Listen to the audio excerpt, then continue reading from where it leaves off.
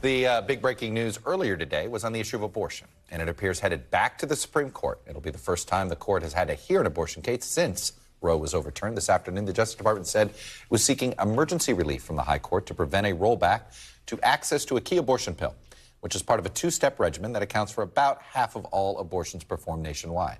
The Justice Department's move comes after an appeals court late last night ruled to significantly restrict access to this drug, mifepristone. The court did partially side with the Biden administration to keep the drug available for now, temporarily halting the Texas judge's ruling that would have banned the use of it nationwide. But the ruling was hardly a win for the White House or the abortion rights movement. The appeals court decision would essentially turn back the clock 23 years to the guidelines first issued by the FDA when it first approved the drug. It would mean that it would only be approved for abortion up to 7 weeks. That's down from 10. It was a 2016 FDA advisory that expanded it to 10 weeks. It's important to note, many women don't even know they're pregnant until after 7 weeks. There is now no more generic version of the drug that is allowed in the market either. No more receiving mifepristone by mail. That became more prevalent as conservative states moved towards laws to effectively ban all abortions. And finally, the ruling would also roll back women from using mifepristone to terminate their pregnancy at home. Instead, it would have to be prescribed and be taken in the presence of a doctor. So the question of what happens next and what the Supreme Court might do is a big one. And it's further complicated by a separate federal judge's ruling in Washington state that upheld access to mifepristone in 17 states and the District of Columbia. So we're going to try to break down this ongoing legal fight here. I got Lawrence Hurley of NBC, covers the Supreme Court for us, Adam Unikowsky, a lawyer focused on the appellate and Supreme Courts, and a former Supreme Court clerk for Justice Scalia, and Elizabeth Sepper, a law professor at the University of Texas Law School and an expert on reproductive rights. So Lawrence, let me start with you here. Why the Supreme Court now versus the Fifth Circuit? Right, so the situation we have in now is that the Justice Department needs to get emergency relief from the Supreme Court in order to put this decision on hold. So they need 5 votes on this court, the same court, obviously, that, as we mentioned, overturned Roe v. Wade last year. And although this case raises very different legal issues, one of the questions is going to be, to what extent does the fact that it's about abortion affect what the court does here? And that's a criticism that people have had of how the lower courts have handled this case. Expand upon that, meaning this is not just about any pharmaceutical drug? Well, the Justice Department is going to be making that argument that, if you leave this decision in place, it's going to cause a huge mess with the way that the FDA operates.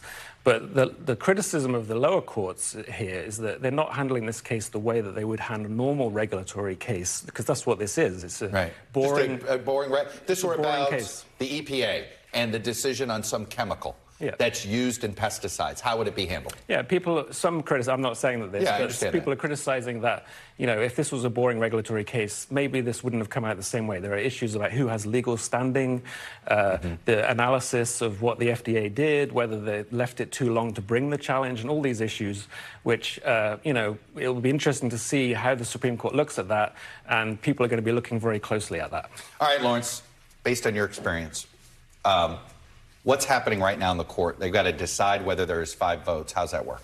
That's right. So today, probably, the Justice Department's going to file an emergency motion to stay the decision of the district court. It was partially stayed by the Fifth Circuit, but not completely. So they're going to ask the Supreme Court to completely stay it.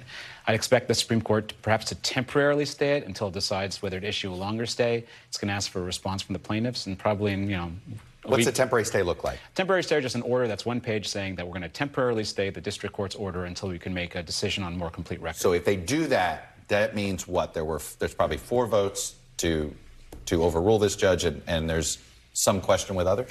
I don't think so. A temporary stay is often just granted just for a week or two, just so the full court can really consider the case. I wouldn't say that a temporary stay, if it's granted, is reflective of the outcome. What does the Washington State Court ruling mean for these justices?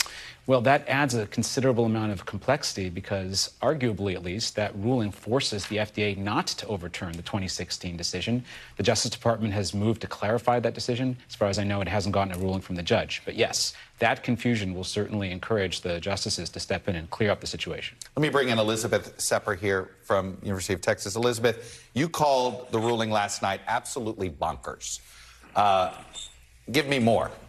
Explain why. Yeah, bonkers in the sense that doctors can come into a federal court and argue that because they might see a patient with a side effect from a drug that's been on the market for 23 years, they have standing to challenge the FDA's approval. That's an initial level of bonkers, and it's a level of bonkers that the district court and the Fifth Circuit endorse. So in terms of the sort of boring issues, we have boring issues of administrative law, but also boring issues of federal courts. Who gets to sue? Usually conservative courts have been inclined to not grant standing, not in the circumstances we see again here in the mifepristone challenge. Is that what you're talking about, Lawrence, when you were saying, like, the fact that if this were a boring old case about the EPA and pesticides, that they would have said, you don't have standing?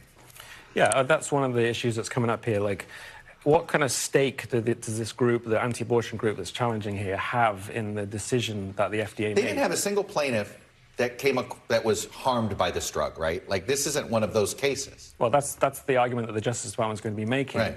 And, you know, and then that leads to all these other issues that the lower court also addressed, which a lot of people who have been criticizing this ruling have sort of checked them all off, saying, well, the court shouldn't have done this, they shouldn't have done that, they shouldn't have done that. And so once you have to go through all these elements to get to a decision to overturn the approval of the drug, and so there's a lot of issues here where the Supreme Court might want to dig in to say, you know, this can't go forward. Adam, do you concur here that if you took this as generic regulatory case, that this wouldn't be as close of a call as it looks? Yeah, it's hard to escape the inference that the subject matter may have influenced the outcome, at least in the district court. I mean, you know, I agree that on the standing issue, the plaintiffs do not prescribe this drug to their patients, and so it's hard to see why they have a stake in essentially getting an order banning it nationwide.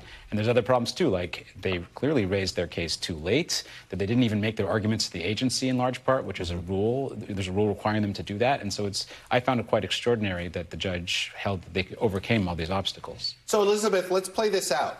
So let's assume they're...